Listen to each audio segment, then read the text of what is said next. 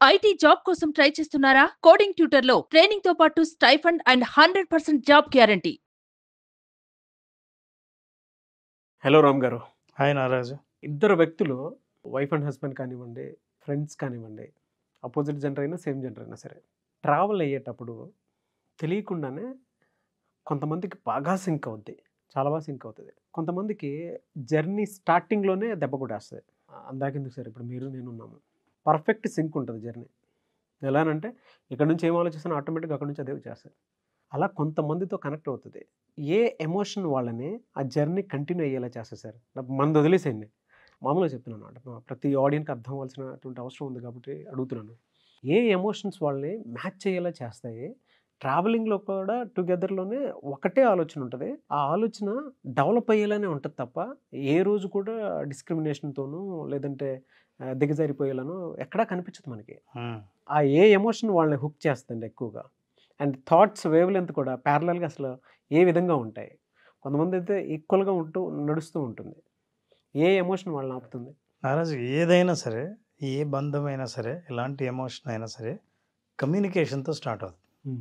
So ఎలా communicate చేసుకుంటున్నాం, communication ఇద్దరి మధ్య ఎలా ఉంది, భావాల్ని వ్యక్తపరిచే స్వేచ్ఛ ఎంతవరకు ఉందన్నది చాలా ఇంపార్టెంట్. వ్యక్తపరిచిన తర్వాత మనం అవతలను అర్థం చేసుకోవాలంటే ఒక ఎమోషన్ చాలా అవసరం. ఈ ఎమోషన్ మీద వర్క్ చేసిన వాళ్ళ ప్రయోజనాలు జీవితంలో చాలా ఉన్నాయి. ఎన్నో ఎమోషన్స్ మనం అనుభవిస్తుంటాం, కొన్ని ఎమోషన్స్ ఇగ్నోర్ చేస్తాం, చాలా సెన్సిటివ్గా ఉంటాయి, పట్టించుకోం. ఇది చాలా ప్రధానమైన పాత్ర వహిస్తుంది ఇద్దరి మధ్య సత్సంబంధాల వల్ల. అయితే ఇద్దరిని ఒకరినొకరు అర్థం చేసుకోవడం, ఇద్దరు కలిసి ట్రావెల్ చేయడానికి ఉపయోగపడే ఒక అతి ఇంపార్టెంట్ అయిన ఎమోషన్ ఏంటంటే ఎంపతి, అంటే సహానుభూతి, సానుభూతి అని కూడా అంటాం. ఈ ఎంపతి లేకపోతే మనుషుల్ని అర్థం చేసుకోవడం కష్టం. ఎంపతి లేని మాటలు, ఎంపతి లేని రిలేషన్షిప్ చాలా మెకానికల్గా నడుస్తుంటుంది. అంటే ఎవరి జీవితం వాళ్ళదే, ఒకరికి ఒకరి సంబంధం లేకుండా. ఎంపతి అంటే ఏంటంటే నీ బాధని నీ స్థానంలో ఉండి నేను ఆలోచించి ఫీల్ అవ్వడం ఎంపతి. అలా కాకుండా నేను దూరం నుంచి ఫీల్ అయ్యి అరే అని పిటి ఫీల్ అయితే, జాలి ఫీల్ అయితే, సానుభూతికి జాలికి తేడా ఉంది. జాలి ఫీల్ అయితే రోడ్డు మీద అడుక్కునే వాళ్ళని చూసినప్పుడు జాలి కలుగుతుంది, జేబులోంచి ఒక 10 రూపాయలు తీసివేసి మన జాలిని వదిలించుకుంటాం అమ్మయ్య అని. కానీ అవతల వాళ్ళు పడే బాధను మీరు ఫీల్ అవ్వరు. ఇతరులకు సహాయం చేయాలన్నా, ఇతరులను అర్థం చేసుకోవాలన్నా ముఖ్యంగా ఎంపతి చాలా అవసరం.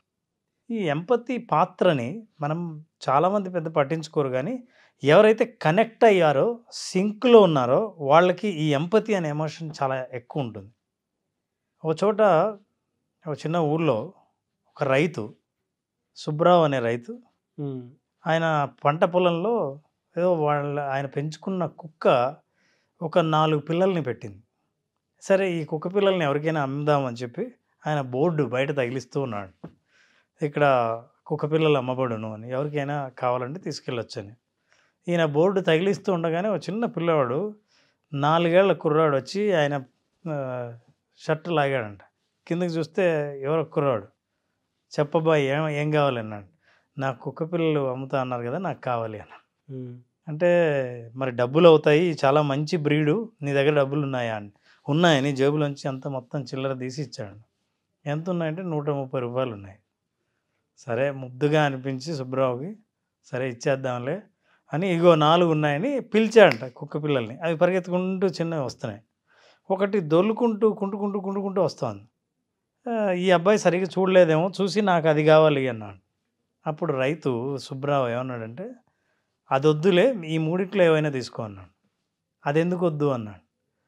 దానికి కాలు విరిగింది, చిన్నప్పుడే కాలు విరిగింది, సరిగ్గా నడవలేదు, దాన్ని నువ్వు కొనడం ఎందుకు, దీన్ని కొను అన్నాడు. నాకు అదే కావాలి అన్నాడు.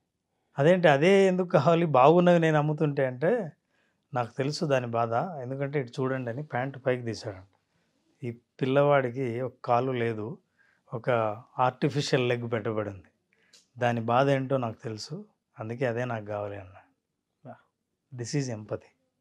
సో పీపుల్ వాళ్ళు కనెక్ట్ బాగా అవుతారు. ఒకరికొకరు అర్థం చేసుకున్న వాళ్ళు, ఆ ఎంపతి ఉన్నవాళ్ళు, ఎమోషనల్ ఇంటెలిజెన్స్ చాలా హై ఉంటుంది. అంటే వాళ్ళ ఎమోషన్స్ని ఎట్లా మేనేజ్ చేయాలి, ఎదుటి వాళ్ళని ఎలా అర్థం చేసుకోవాలి, ఇప్పుడు ఎలా ఫీల్ అవుతున్నారు, ఇలా ఫీల్ అవుతున్నారు కాబట్టి ఈ మాట మాట్లాడడం అవసరమా, సందర్భమా అని ఆలోచించే పరిజ్ఞానం వీళ్ళకి పెరుగుతుంది. ఇది ఎవరికి? ఎంపతి ఉన్న వాళ్ళకి. సో ఈ ఎంపతి చాలా ఉపయోగపడుతుంది. ఈ ఎంపతి బాగా ఉన్న వాళ్ళను ఎంపాత్ అంటారు. అంటే తాదాత్మ్యత చెందే లక్షణం ఉన్న వాళ్ళని. అంటే ఎదుటి వాళ్ళ గుణాల్లో, ఎదుటి వాళ్ళ ఆలోచనలో తాదాత్మ్యం చెందుతారు. అంటే మనం అంటుంటాం కదా, ఎక్కడైనా చాలా తాదాత్మ్యం చెందాడంటే తన్ను తాను కోల్పోయి మొత్తం అందులో మునిగిపోయాడని. సో వీళ్ళు అలా ఉన్న వాళ్ళను ఎంపాత్ అంటాం. ఇద్దరి మధ్య బాగా బలమైన రిలేషన్షిప్, బలమైన అండర్స్టాండింగ్ ఏదైనా ఉందంటే వాళ్ళు ఎంపాత్స్ అయి ఉంటారు. సరే, వాళ్ళ కెపాసిటీని వాళ్ళు కొలిచినప్పుడు అర్థం చేసుకున్నారంటే, ఇప్పుడు for example if you are speaking, I am listening. Nagaraju మాట్లాడుతుంటే నేను వింటూ ఉంటే, సో నాగరాజు ఏం మాట్లాడబోతున్నాడో నా బ్రెయిన్ ఆల్రెడీ అసెస్ చేయగలుగుతుంది. సో మాట్లాడేవాళ్ళు, వినేవాళ్ళు ఒకే రకంగా ఆలోచించగలిగే స్థితికి చేరుతారు. అప్పుడు మీరు ఏం మాట్లాడబోతున్నారో కూడా నాకు తెలిస్తే నాతో రిలేషన్షిప్, కమ్యూనికేషన్ నీతో చేయడం చాలా ఈజీ అవుతుంది. ఒకరినొకరు అర్థం చేసుకోవడం సులభం అవుతుంది. దీన్ని న్యూరాల్ కప్లింగ్ అంటారు. దీన్ని ఏం చేశారంటే సైంటిస్టులు, ఇదెట్లా సాధ్యం అవుతుంది, ఇదేదో విచిత్రంగా ఉంది, స్పీకర్ ఏం మాట్లాడుతున్నాడో లిజనర్ ముందే ఏం మాట్లాడబోతాడో కూడా ఊహించగలగడం ఇది ఎలా సాధ్యమవుతుంది అని అనుకుని సైంటిఫిక్గా దీన్ని టెస్ట్ చేద్దాం అనుకున్నారు. ఎందుకంటే ఇవి రెండు వాళ్ళు అర్థం చేసుకుందంటే ఇద్దరు ట్రావెలర్స్, ఇద్దరు కలిసి ప్రయాణిస్తున్నారు ఆలోచనల్లో. ఈ ఆలోచనల్లో కలిసి ప్రయాణం చేయడం ఎలా సాధ్యం అని అనుకుని ప్రయోగం చేస్తూ పరీక్షిద్దామని సైంటిఫిక్గా బ్రెయిన్ని స్కాన్ తీశారు. నిజం చెప్పాలంటే బ్రెయిన్లో మాట్లాడుతున్నప్పుడు బ్రెయిన్లో ఒక పార్ట్ పనిచేస్తుంది, వింటున్నప్పుడు ఇంకో పార్ట్ పనిచేస్తుంది. సో రెండు డిఫరెంట్ పార్ట్స్ పనిచేస్తున్నప్పుడు రెండు ఒకేసారి సింక్లో ఎట్లా పనిచేస్తాయని స్కాన్ చేశారు. స్కాన్ తీస్తే బ్రెయిన్ వేవ్స్ ఇద్దరికి చాలా ఈక్వల్గా కనిపించాయి. సో ఇద్దరు ఒకే రకంగా ఆలోచిస్తున్నారు. So it is neuron coupling. అంటే అవతల వాళ్ళ న్యూరాన్స్ ఎలా పనిచేస్తున్నాయో, ఎలా యాక్టివ్గా ఉన్నాయో, యువతల వాళ్ళ న్యూరాన్స్ కూడా అట్లాగే యాక్టివ్గా ఉన్నట్టు కనిపించింది. సో అందుకే ఒక్కొక్కసారి నేను అనుకున్నాను వంటామని, నేను ఇలా జరుగుతుందని, నువ్వు ఇలాగే ఆలోచిస్తావని నాకు ముందే తెలుసు అని ఎప్పుడు అనుకుంటారంటే వాళ్ళతో పాటు జర్నీ చేసి చాలా కాలంగా వాళ్ళ ఆలోచనలను పంచుకొని వాళ్ళు ఎలా ఆలోచిస్తారో తెలుసుకున్న వాళ్ళు బాగా అర్థం చేసుకోగలుగుతారు. సో ఈ ఎంపాత్స్ అన్న క్వాలిటీ, ఎంపతి అన్న లక్షణం మనిషికి కమ్యూనికేషన్లోనూ మానవ సంబంధాల్లోనూ అత్యంత ముఖ్యమైనది. అయితే దీనివల్ల కొన్ని లాభాలు, కొన్ని నష్టాలు కూడా ఉన్నాయి. ఏంటి సార్? ఇప్పుడు ఎంపతి ఉన్నవాళ్ళు ఏంటంటే ఎదుటి వాళ్ళ స్ట్రెస్ను వీళ్ళని ఎత్తినేసుకుంటారు, వాళ్ళ బాధనంతా వీళ్ళు తీసేసుకుంటారు. వాళ్ళు ఏం ఆలోచిస్తున్నారో, వాళ్ళు ఏం బాధపడుతున్నారో, ఎలా ఫీల్ అవుతున్నారో ఇంటికి వెళ్ళిన తర్వాత కూడా ఫోన్ చేసి ఇప్పుడు ఎలా ఉన్నావు అని వీళ్ళు ఆలోచిస్తూనే ఉంటారు వాళ్ళ గురించి. ఇలా తెలుసుకోవాలంటే వీళ్ళకి సెన్సిటివ్ సినిమాలు చూపిస్తే ఏడ్చేస్తారు, హర్రర్ సినిమాలు చూసి భరించలేరు, నిజంగా చంపేసినట్లే వీళ్ళు ఫీల్ అవుతారు.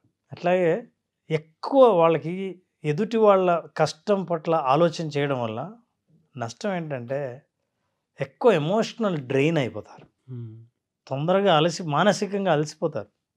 ఆ ఎమోషనల్ డ్రైనేజ్ అయిపోయినప్పుడు ఏమవుతుందంటే శక్తి సన్నగిల్లితే ఏ పని మీద కాన్సన్ట్రేట్ చేయలేరు. సో ఈ నష్టాలు ఉన్నాయి. కానీ వీళ్ళకున్న అడ్వాంటేజెస్ కొన్ని ఉన్నాయి. వీళ్ళు ఎవరి కష్టాన్నైనా వెంటనే చెప్పకముందే అర్థం చేసుకోగలరు. ఇంకోటి ఉంటుంది, వీళ్ళకి అవతల వాళ్ళు అబద్ధం చెబితే గుర్తించగలిగే శక్తి ఉంటుంది. సో సైంటిఫిక్గా కూడా ప్రూవ్ అయింది ఏంటంటే రెండు బ్రెయిన్స్ ఒకే రకంగా ఆలోచించడం ఎప్పుడు సాధ్యం అంటే ఇద్దరూ కొంతకాలంగా వాళ్ళ ఆలోచనలను షేర్ చేసుకుని కలిసి ప్రయాణం కొంతకాలం చేసినప్పుడు వీళ్ళ ఆలోచనల వేవ్స్ ఏవైతే ఉంటాయో ఇవి రెండు అలైన్ అవుతాయి. ఇప్పుడు మీరు ఏం ఆలోచిస్తున్నారో ఇక్కడి నుంచి చెప్పగలిగే స్థితి అవతల వ్యక్తి పొందుతాడు. సో ఇది ఎంపతి వల్ల సాధ్యమవుతుంది, అలా అర్థం చేసుకోవడం వల్ల సాధ్యమవుతుంది. దానివల్ల ఏంటంటే మీరు ఏం ఆలోచించినా నాకు తెలియటం వల్ల అది కూడా ఒక రకమైన ఇబ్బందిగా ఉంటుంది. బట్ అది మానవ సంబంధాల్లో చాలా ముఖ్యమైనది. This is very important. So this is how we can connect with each other. కానీ ట్రావెలింగ్ ఉంటుంది చూసారా అన్న, ఈ ఎంపతిలో ఆ అండర్స్టాండింగ్ ఎప్పుడైతే భార్యాభర్తల మధ్య కానివ్వండి, బాడీకి బ్రెయిన్కి కనెక్షన్ కానివ్వండి, పార్ట్నర్స్ మధ్య కానివ్వండి, బాస్కి ఎంప్లాయీకి మధ్య కానివ్వండి కనుక ఉంటే నెక్స్ట్ లెవెల్ ఉంటుంది సార్. డిసడ్వాంటేజెస్ అంటారా? ఉంటాయండి. ప్రతి అడ్వాంటేజ్ అనుకో డిసడ్వాంటేజ్ అనేది ఖచ్చితంగా ఉంటుంది. కరెక్ట్. దీనివల్ల ఏంటంటే మోర్ అడ్వాంటేజ్ ఎక్కువ ఉంటుంది. డెవలప్మెంటల్ యాక్టివిటీస్ చాలా ఫాస్ట్గా అడాప్ట్ చేసుకోవడానికి ఉంటుంది. ఏదైనా చూసారు అని అంటే దరిద్రం చూసినా వెంటనే అడాప్ట్ చేసుకుంటారు, మంచిది చూసినా వెంటనే అడాప్ట్ చేసుకుంటారు. అది మాత్రం కరెక్ట్గా చెప్పగలుగుతాం. వైఫ్ అండ్ హస్బెండ్లో అది లేకే నన్ను అవతల ఉన్నోడు కూడా ఒక మనిషి అనేటువంటి విషయాన్ని మర్చిపోతారు. బిహేవియర్ మీద 2 మాటలు వదిలేసిన దాని మీద, అలా బిహేవ్ చేశాడనే దాని మీద ఎక్కువగా ఒక దాన్ని మించి ఒకటి వెళ్ళిపోతూ ఉంటారు. బట్ ఏదైనా చెయ్యాలి అనుకున్నప్పుడు వాళ్ళు ఏంటంటే గ్రోత్ మీద ఎప్పుడు పోట్లాడుకోరు. వాళ్ళ బిహేవియర్స్ మీద, వాళ్ళ కల్చర్స్ మీద, వాళ్ళ పాస్ట్ మీద, దాని మీద ఎక్కువ టైం స్పెండ్ చేసి దరిద్రానికి అనర్థాలకి దారి తీసేలా చేసేవే. గ్రోత్ మీద మీరు ఎన్నిసార్లు కొట్టుకోండి, వైఫ్ అండ్ హస్బెండ్ ఒకేలా ఇద్దరికి రెస్పెక్ట్ పెరుగుతూ ఉంటుంది. ఎంపతిలో అదే పెద్ద అడ్వాంటేజ్ సార్. అందుకే మనం ఇందాక చెప్పాను, ఆర్గనైజేషన్లో కానీ ఇంట్లో కానీ కొంతమంది అంటుంటారు, నాకు అతను బాగా నచ్చాడయ్యా, నాకేం కావాలో చెప్పకుండానే అర్థం చేసుకుంటాడు. వైఫ్ అండ్ హస్బెండ్ నేను చాలామంది దగ్గర చూశాను, నిజంగా ప్రేమించే భర్తల గురించి భార్యలు ఇలా చెప్తుంటారు, ఆయన నా అవసరాలు అన్నీ చూస్తాడండి, నేను అడక్కముందే నాకేం కావాలో తెస్తాడండి, అన్నీ చూసుకుంటాడండి అని. అది రావటం ఎందుకంటే బికాస్ ఎంపతి అనేది చాలా ఎక్కువ ఉంటుంది. అవును, అలాంటి వాళ్ళు ఎమోషనల్ ఇంటెలిజెంట్ ఉంటాడు, కాన్ఫ్లిక్ట్స్ ఎక్కువగా ఉండవు. ఉన్నా ఎలా అసలు రిజాల్వ్ చేయాలో, చాలా అమికబుల్గా ఎలా రిజాల్వ్ చేయాలో వాళ్ళిద్దరికి బాగా తెలుసు. అట్లా ఇద్దరు కో ట్రావెలర్స్ అయినప్పుడు, అంటే జీవితంలో ఇద్దరు కలిసి ప్రయాణిస్తున్నప్పుడు, అవతల వాళ్ళ ఆలోచనలు నేను అర్థం చేసుకోగలిగినప్పుడు, అసలు నువ్వు అనుకున్నది నేను అనుకున్నది ఒకటే అయినప్పుడు గొడవలు వచ్చే ప్రసక్తి లేదుగా. అంతే. So this is how they can travel. But this చాలా డీప్ సబ్జెక్ట్ అనేది కొంతమందికి మాత్రమే అర్థమవుతుంది. అందరూ ఒకే దాన్ని ఆహా ఇలా ఉంటుంది, అలా ఉంటుంది, ఆహా అలానే ఉంటుంది. మీరు ఆ ప్రపంచాన్ని చూస్తే ప్రపంచంలా కనిపిస్తుంది. మీరు ఆ ప్రపంచాన్ని ఇంకొక యాంగిల్లో చూస్తే ఇంకొక యాంగిల్లో కనిపిస్తుంది. యద్భావం తద్భవతి. కరెక్ట్. రియాక్టివ్ మైండ్స్ ఏం చేస్తాయంటే, అవసరాలు చెప్పిన తర్వాత, నాకు కావాలని కొట్లాడిన తర్వాత తప్ప అర్థం చేసుకోలేని రియాక్టివ్ వాళ్ళు కరెక్ట్గా ఆపోజిట్. అవును. ఎంపతి రేపు అడుగుదాం అని అనుకున్నలోగా ఈరోజు అర్థం చేసుకొని నేను నీ అవసరాన్ని తీర్చడం అనేది exactly that is empathy. So ఈ రెండింటి మధ్య డిఫరెన్స్ తెలిస్తే ఆ రిలేషన్షిప్ కూడా ఎలా ఉంటుందో మనకు అర్థమవుతుంది. అట్లాంటి స్ట్రాంగ్ రిలేషన్షిప్ ఉన్నప్పుడు ఏంటంటే సొసైటీలో మనం ఒక భద్రతతో బతుకుతాం, ఒక కాన్ఫిడెన్స్తో ఉంటాం, నిర్ణయం తీసుకోవడానికి వెనకాడం. ఇవన్నీ ఉన్నప్పుడు లైఫ్లో ఇంతకంటే ఎవరు కోరుకునేది ఏముండదు. హ్యాపీగా ఉంచారు. మా మిస్సెస్ని కూడా గుర్తు చేశారు మీరు. ఇంతకు ఎంపతి ఎవరికి ఎక్కువ ఉందో ఇద్దరితో ఒకేలా ఉంటుంది. Very good. Together travelling, co travellers. Very nice. Very happy for this content personally. Thank you so much Ram garu. Thank you very much Nara. మళ్ళీ క్లాస్ ఎప్పుడైనా అవకాశం ఉంటుంది, ఎందుకంటే విజువలైజేషన్ అది ఎక్స్పీరియన్స్ చేయడానికి మీరు పెట్టింది కంప్లీట్ ప్రాక్టీస్. అవును. ఒక జీవితాన్ని అర్థం చేసుకోవడానికి, కెరీర్లో సక్సెస్ అవ్వడానికి, దాంతోపాటు చాలామందికి మనీకి సంబంధించినటువంటి బ్లాక్స్ కొన్ని ఉంటాయి. సో ఆలోచన ఎలా క్రియేట్ చేసుకుని ముందుకెళ్ళాలి అనేటువంటి దానికి, కొంతమందికి ఏమో జాబ్కి సంబంధించినటువంటి వాటిలో ఎంత త్వరగా క్విక్ చాలామంది గ్రాప్ చేసుకోవాలని ఉంటుంది, క్రాక్ చేయాలని ఉంటుంది. అవును. దానికోసమైనా సరే సో విజువలైజేషన్ ప్రాక్టీస్ అనేది మళ్ళీ ఎప్పుడు ఉండే అవకాశం ఉంటుంది. అలాగే విజువలైజేషన్ ప్రాక్టీస్కి చాలా మంచి స్పందన వస్తుంది. ఎందుకంటే నేరుగా ఎదురుగా వాళ్ళ చేత ప్రాక్టీస్ చేయించే అవకాశం నాకు కూడా వచ్చింది. ఇది సెప్టెంబర్ 14వ తేదీన బ్యాచ్ స్టార్ట్ చేస్తున్నాం. September 14th. అట్లాగే ఈ ఎపిసోడ్లో స్పెషల్ ఏంటంటే 18th నాడు పున్నమి. ఆ పున్నమి రోజు స్పెషల్గా యోగ నిద్ర సెషన్ ఉంటుంది. పున్నమి రోజు రాత్రి యోగ నిద్ర సెషన్లో పాల్గొన్న వాళ్ళకి ఏవైనా సరే మానసిక రుగ్మతలు కానీ, నిద్రలేమి సమస్యలు కానీ ఉన్నవాళ్లే కాకుండా, ఏవైతే మెంటల్ బ్లాక్స్ ఉంటాయో, ఆందోళనలు ఉంటాయో, భయాలు ఉంటాయో, నిర్ణయాలు తీసుకోలేకుండా ఆగిపోయిన బ్లాక్స్ ఏవైతే ఉంటాయో వాటన్నిటిని రిలీజ్ చేసే యోగ నిద్ర 18th ఉంటుంది. 14th రిజిస్టర్ చేసుకున్న వాళ్ళకి మాత్రమే ఈ అవకాశం. 14th బ్యాచ్ స్టార్ట్ అవుతుంది.